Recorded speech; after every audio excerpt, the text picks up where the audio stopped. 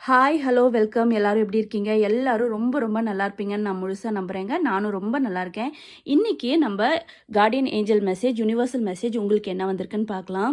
நான் எப்போதும் சொல்கிற மாதிரி இந்த மெசேஜஸ் எல்லாம் உங்களுக்கு ஏதாவது ஒரு விதத்தில் கனெக்ட் ஆகுங்க. அப்படி கனெக்ட் ஆனால் ப்ளீஸ் இந்த சேனலுக்கு சப்ஸ்கிரைப் பண்ணுங்கள். உங்களோட லைக்ஸ் அண்ட் கமெண்ட்ஸை எங்கள் கூட ஷேர் பண்ணிக்கோங்க. யூனிவர்ஸ்க்கு தேங்க் பண்ணுங்கள். First card, second card and third card. இன்றைக்கி உங்களுக்கு ஒரு போனஸ் கார்டு இருக்குங்க. நான் போனஸ் கார்டையும் எடுக்கிறேன். நம்மளோட மெசேஜஸ் பார்க்கலாம். ஃபர்ஸ்ட் மெசேஜ் உங்களுக்கு வந்திருக்குது, இன்டலெக்சுவல், டிட்டர்மைன் அண்ட் மோட்டிவேட்டடுங்க. இந்த கார்டு உங்களுக்கு என்ன சொல்ல வருதுன்னா, நீங்கள் ஒரு விஷயத்தை எதிர்நோக்கி போயிட்டுருக்கீங்க. அந்த விஷயத்துக்கு உங்களோட முழு முயற்சியை போட்டும் அதுக்கான பலனை நீங்கள் பெருசாக இன்ன வரைக்கும் பார்க்காம இருக்கீங்க. பட் ப்ளீஸ் அதை கைவிட்டுறாதீங்க. கண்டிப்பாக உங்களுக்கு அந்த முயற்சிக்கான பலன் சீக்கிரமாக வரும். அது என்ன வேலையாக இருந்தாலும் சரி, அதோட பலனை நீங்கள் ருசிக்க காத்துருங்க. அதுக்கு உங்களை நீங்களே மோட்டிவேட் பண்ணிக்கோங்க. பாதி கிணறு தோண்டிட்டு தண்ணி வரலன்னு விட்டுட்டு போன கதை மாதிரி இருக்காதீங்க. நீங்கள் முழு முயற்சியோட உங்களை நீங்கள் ஆஸ்வாசப்படுத்திக்கிட்டு மோட்டிவேட் பண்ணிக்கிட்டு முழு முயற்சியில் எடுங்க. சீக்கிரமாக அதற்கான பலன் உங்களுக்கு கண்டிப்பாக கிடைக்கும். தயவு செஞ்சு உங்களோட விடாமுயற்சியை கைவிட்டுறாதீங்க. அதுக்கான பலன் இவ்வளோ நாளாக கிடைக்காம இருந்தால் பரவாயில்ல, ஆனால் இனிமே சீக்கிரமாக கிடைக்கும். ஒரு விதையை நட்டு வச்சோன்னா மரம் வளர்ந்து அது கனி கொடுத்துறது இல்லையா? அதுக்கு கொஞ்சம் டைம் எடுக்கும். நீங்கள் ஆல்மோஸ்ட் அந்த பலனை எதிர்பார்க்கறதுக்கான டைமுக்கு நெருங்கிட்டீங்க. ஸோ முயற்சியை கைவிடாமல் உங்களை நீங்களே மோட்டிவேட் பண்ணிக்கிட்டு செயல்படுங்க. கண்டிப்பாக உங்களுக்கான அதற்கான பலன் உங்களுக்கு கிடைக்கும். செகண்ட் கார்டு உங்களுக்கு வந்திருக்குது, ரிலேஷன்ஷிப்ஸ், எமோஷன்ஸ் அண்ட் சாய்ஸஸ். உங்களோட ரிலேஷன்ஷிப்பில் நீங்கள் ஏதாவது ஒரு விதத்தில் இப்போ நீங்கள் பாசிட்டிவ் மைண்ட் செட்லேயும் இருக்கலாம், இல்லைன்னா ஒரு கன்ஃபியூஸ்டு மைண்ட் செட்லேயும் இருக்கலாம். பட் நீங்கள் கன்ஃபியூஸ்டாக இருந்தீங்கன்னா அதை சீக்கிரமாக பாசிட்டிவாக ஆக்கிறதுக்கான சான்சஸ் உங்களுக்கு இருக்குங்க. ஸோ நீங்கள் வந்து ஒரு ஹீட் ஆஃப் த மொமெண்ட்டில் வார்த்தையை விட்டுறாதீங்க. ஒரு ஆர்கியூமெண்ட் வரும்போது ப்ளீஸ் உங்கள் பக்கம் என்ன தப்பு இருக்குது, உங்கள் பக்கம் என்ன நியாயம் இருக்குன்னு ஒரு 5 நிமிஷம் யோசிச்சு பாருங்கள். இல்லை அந்த கான்வர்சேஷன் ரொம்ப பேடாக போகுதுன்னு உங்களுக்கு தோணுச்சுன்னா அதை வந்து வேறு டாப்பிக்கில் மாற்ற பாருங்கள். இல்லாட்டி ஒரு கிளாஸ் வாட்டரை குடிச்சிட்டு ஒரு 10 நிமிஷம் உட்காந்துருங்க. நீங்கள் எதுவுமே பேசாதீங்க. அந்த கான்வர்சேஷன் உங்களுக்கு கண்டிப்பாக பெஸ்ட் ரிசல்ட்டை தரும். அதாவது உங்களோட ஆப்போசிட்டில் யார் இருக்காங்களோ அவங்க கிட்டேருந்து உங்களுக்கு ஒரு அந்த ஆர்கியூமெண்ட்டை சால்வ் பண்ணுறதுக்கான சொல்யூஷனே கிடைக்கலாம். ஸோ உங்களோட ரிலேஷன்ஷிப்பில் ரொம்ப எமோஷனாக செயல்படாதீங்க.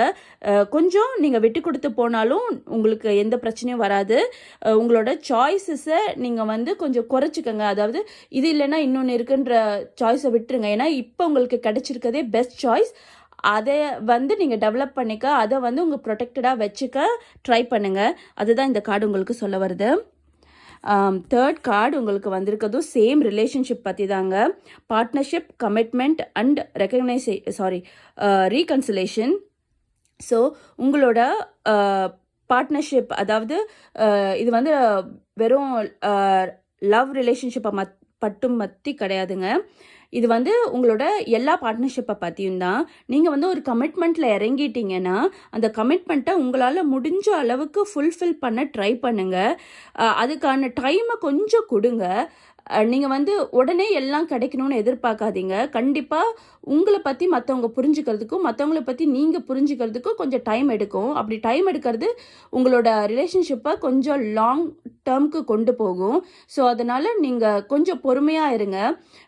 ஒரு விஷயத்த தெளிவாக தெரிஞ்சுக்காம உங்களோட ஆர்கியூமெண்ட்டை வைக்காதீங்க. அதாவது உங்களோட முடிவை எதையுமே சொல்லாதீங்க. ஒரு விஷயத்த கொஞ்சம் யோசிச்சு பாருங்கள். அதில் அவங்க பக்கம் என்ன நியாயம் இருக்குன்னு பாருங்கள். அவங்க ஒரு அவங்களோட ஷூலையும் நின்று பாருங்கள். அவங்களோட நியாயம் என்னன்னு உங்களுக்கு புரிய வரும். ஸோ எதையுமே கொஞ்சம் யோசிச்சு முடிவெடுங்க. கமிட்மெண்ட்டை தயவு செஞ்சு இழக்காதீங்க. உங்களோட கமிட்மெண்ட் உங்களுக்கு பெஸ்ட்டாக இருக்கும். ஸோ ஒரு விஷயத்த நீங்கள் முடிக்க போகிறீங்க அப்படின்னு தோணுச்சுன்னா அது கொஞ்சம் ரீகன்சிலேஷன் பண்ணி பாருங்கள். அதோட பெஸ்ட் மெமரிஸ்லாம் உங்களுக்கு வரும். இன்னொன்று என்னென்னா, நீங்கள் வந்து கூடிய சீக்கிரமாக ஒரு நல்ல எக்ஸ்பீரியன்ஸாக உணர போகிறீங்க. அது உங்களுக்கு ரொம்ப ரொம்ப மெமரபுளாக இருக்கும். அது பாசிட்டிவ் எக்ஸ்பீரியன்ஸாக இருக்கிறது உங்கள் கையில் தான் இருக்குது. இதுதாங்க இந்த கார்டு சொல்ல வருது. தேர்ட் கார்டு உங்களுக்கு வந்திருக்குது, ஆப்பர்ச்சுனிட்டி, கிரியேட்டிவிட்டி அண்ட் ஆக்ஷன். அதாவது இது போனஸ் கார்டுங்க, சாரி தேர்ட் கார்டுன்னு சொல்லிட்டேன். இந்த ஆப்பர்ச்சுனிட்டி, கிரியேட்டிவிட்டி அண்ட் ஆக்ஷன் உங்களோட லைஃப்பில் உங்களுக்கு வர வாய்ப்பை நீங்கள் பயன்படுத்தி அது மூலயமா நீங்கள் பலனடைகிறது தாங்க குறிக்குது. சீக்கிரமாக உங்களுக்கு அதுக்கான வாய்ப்பு வரும். உங்களோட ரிலேஷன்ஷிப்பும் பெட்டர் பாத்துக்கு மூவ் ஆகும். அது வந்து ஃபேமிலி லைஃபாக இருந்தாலும் சரி, இல்லாட்டி உங்களோட பிஸ்னஸ் பார்ட்னர்ஷிப்பாக இருந்தாலும் சரி, ரிலேஷன்ஷிப்பாக இருந்தாலும் சரி, எல்லாத்துலேயுமே உங்களுக்கு ஒரு பெஸ்ட் அப்கிரேட் கிடைக்க போதுங்க. அதுதான் இந்த கார்டும் சொல்ல வருது. ஸோ உங்களோட ஆப்பர்ச்சுனிட்டியை, உங்களோட க்ரியேட்டிவ் மைண்டையும் உங்களோட ஆக்ஷனில் யூஸ் பண்ணுங்கள். இன்றைக்கான 3 கார்ட்ஸ் அண்ட் போனஸ் கார்டு உங்களுக்கு பெஸ்ட்டாக இருந்திருக்கணும்னு நான் நம்புகிறேன். ஸோ ஹாப்பியாக டைம் ஸ்பெண்ட் பண்ணுங்கள். கமிட்மெண்ட்டை ஒதுக்காதீங்க. பாசிட்டிவாக திங்க் பண்ணுங்கள். Think positive, be positive, everything will be positive. Thank you so much for வாட்சிங். Please subscribe. Have a good day.